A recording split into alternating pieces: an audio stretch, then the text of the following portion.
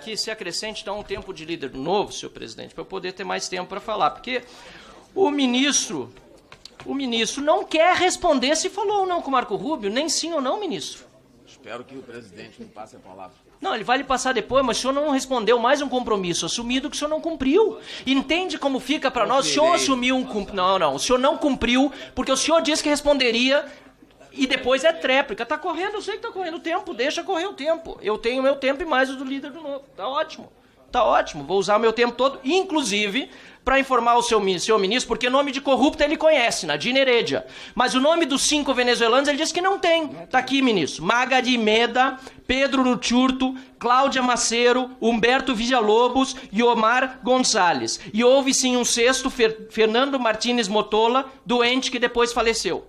Tá? São esses os 6. O senhor não tinha os nomes.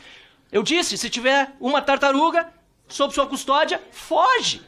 O senhor não conhece a realidade e o senhor se eximir da responsabilidade, porque é a responsabilidade do Brasil. Quem representa o Brasil fora, senhor ministro? O senhor está eximindo-se da sua própria responsabilidade da custódia sobre a Embaixada Argentina. E pior, ainda passando para os argentinos que não têm mais relação diplomática com a Venezuela, a responsabilidade sobre os custos.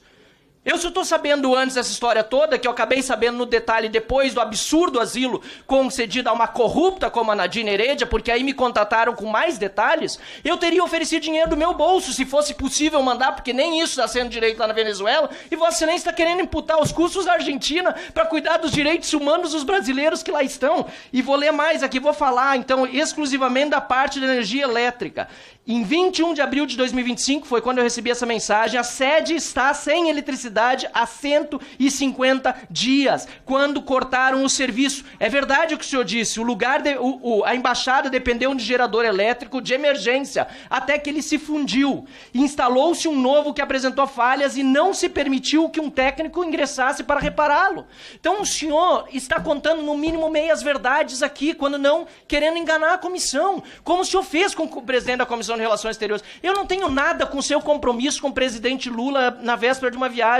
Eu tenho com seu compromisso com a lei brasileira. E a lei brasileira diz que comete crime de responsabilidade o ministro convocado que não cumpre com compromisso assumido com a Comissão de Relações Exteriores. Então o senhor é um criminoso sob o ponto de vista de crime de responsabilidade. Vossa Excelência cometeu o crime de responsabilidade e, pior do que o crime de responsabilidade, tentou lograr essa comissão e enganar o presidente, dizendo que havia sido convocado para uma viagem antecipada que ocorreu só às 10 da noite, quando a audiência era aqui às 14 horas. Mas eu não vou mais render sobre esse assunto, porque claramente Vossa Excelência não vai pedir desculpa, Vossa Excelência não assume o crime cometido e vai ter de pagar por ele, seja via mesa ou seja via Partido Novo, porque nós ingressaremos, se a mesa não tomar atitude, com pedido do seu impeachment. Vossa Excelência, se tivesse hombridade, nesse caso, teria reconhecido e pedido desculpas ou renunciado. Porque o Itamaraty não merece ter Vossa Excelência à frente dessa pasta tão honrosa e importante para o Brasil, tendo cometido um crime de responsabilidade na principal comissão desse parlamento que trata de relações exteriores. Portanto, senhor presidente, eu concordo com o público, é uma vergonha para esse parlamento Vossa Excelência não assumir, não pedir desculpas e muito menos continuar fazendo o que está fazendo. Realmente é uma petulância com esta casa.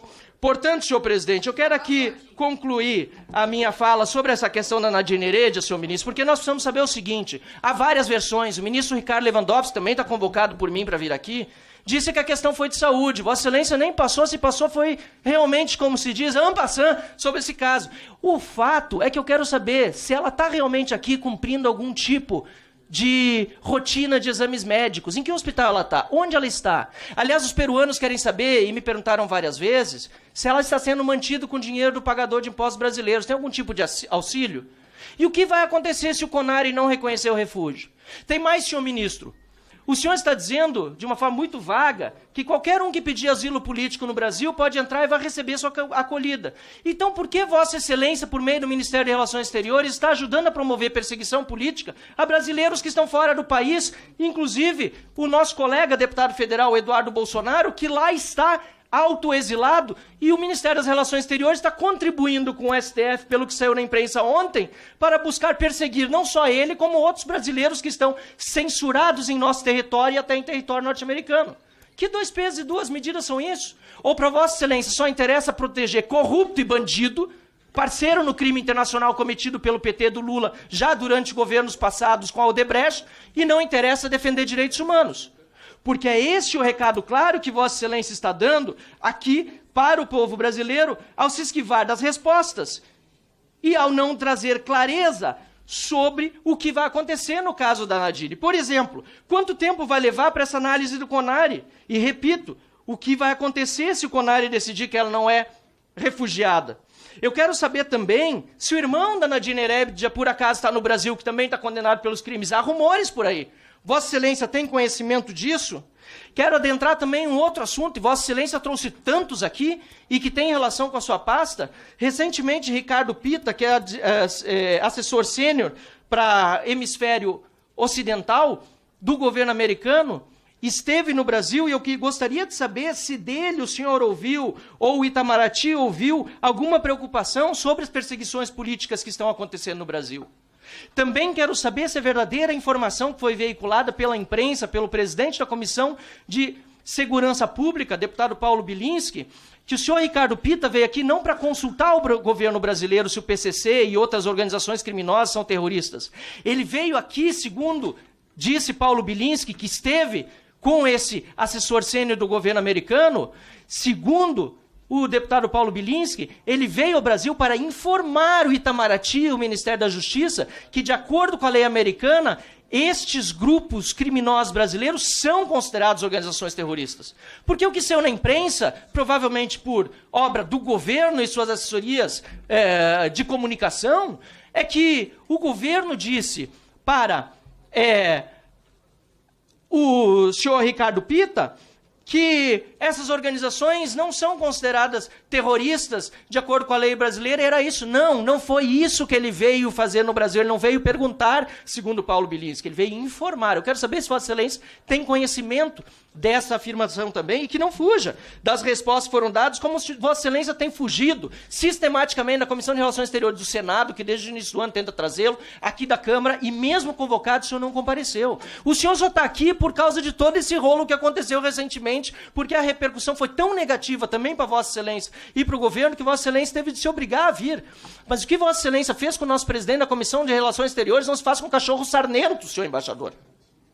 O que Vossa Excelência fez com o deputado Felipe Barros em desagravo ao nosso presidente da Comissão de Relações Exteriores, que indignado estava e Vossa Excelência teve acesso a isso, e se Vossa Excelência tem um pingo de consideração por ele, deveria pedir desculpas pelo que Vossa Excelência fez, de não comparecer aqui. O que Vossa Excelência fez com o deputado Felipe Barros não se faz com o cão sarnento, muito menos com a democracia brasileira e com esse parlamento. Vossa Excelência deve cumprir com seus compromissos, não cometendo crime de responsabilidade contra a lei de impeachment brasileiro e muito menos deixando de cumprir suas obrigações em favor dos direitos humanos e descumprindo suas obrigações protegendo criminosos internacionais, como é o caso de Nadine Heredia.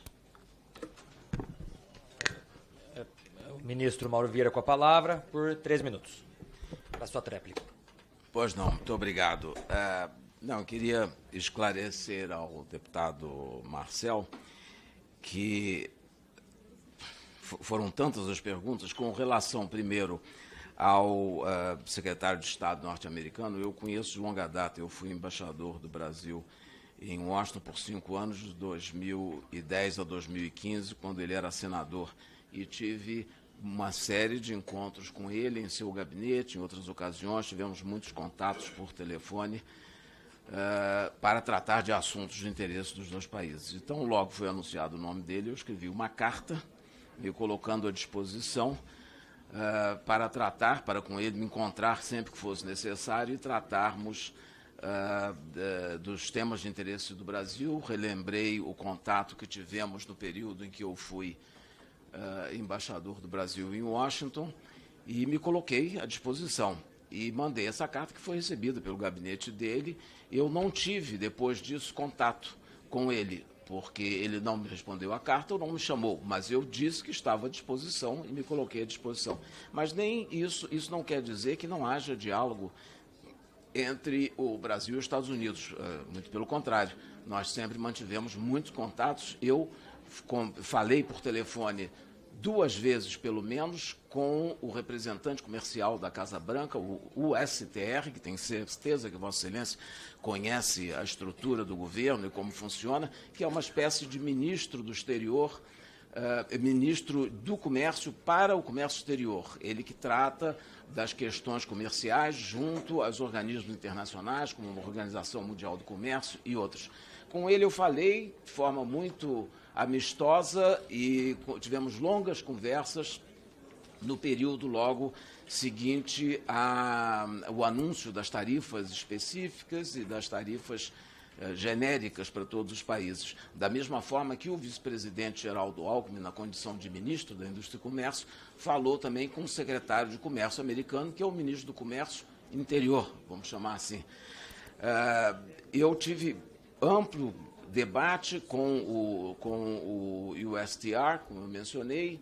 Depois estabelecemos um mecanismo de reuniões virtuais entre funcionários e estrutura dos dois ministérios, que discutiram amplamente. Eu voltei a ter um contato com ele na véspera dos anúncios finais, em que ele disse como nós estaríamos, em que faixa nós estaríamos. Também o vice-presidente teve um segundo contato com o secretário de Comércio. Isso é a prova de que nós temos relações e temos contatos. O vice-secretário de Estado o vice-ministro do exterior, vamos dizer assim, para ficar bem claro, tem tido contatos com a nossa embaixadora em Washington, que tem amplo contato com todos os órgãos da organização dos Estados Unidos, e também com o secretário de Assuntos Econômicos e Comerciais do Ministério das Relações Exteriores, que é um experimentado embaixador, que foi embaixador no México, onde foi colega do vice-secretário de Estado, e com quem mantém um diálogo fluido para tudo que se precisa. Isso para falar apenas de 2 casos específicos, mas há vários outros de ministérios que têm se comunicado, que têm mantido contatos com a administração americana, como não poderia deixar de ser, tendo em vista a importância das relações entre nossos 2 países. Obrigado, ministro. Se puder, presidente, claro. Só para dizer que eu tive contato telefônico, escrevi também 2 cartas, como mencionei, ao presidente da comissão. Tivemos o melhor contato telefônico quando eu chamei depois do dia 6 e que mandei uma carta posterior ao dia 6 e o e-mail que foi os contatos da minha assessoria com a comissão e com o presidente. Sempre tive o melhor contato e dele sempre recebi um tratamento muito correto e muito amistoso. Então, eu queria só terminar com esse registro. Obrigado, ministro. Com a palavra, o deputado Evair de Mello, por 10 minutos.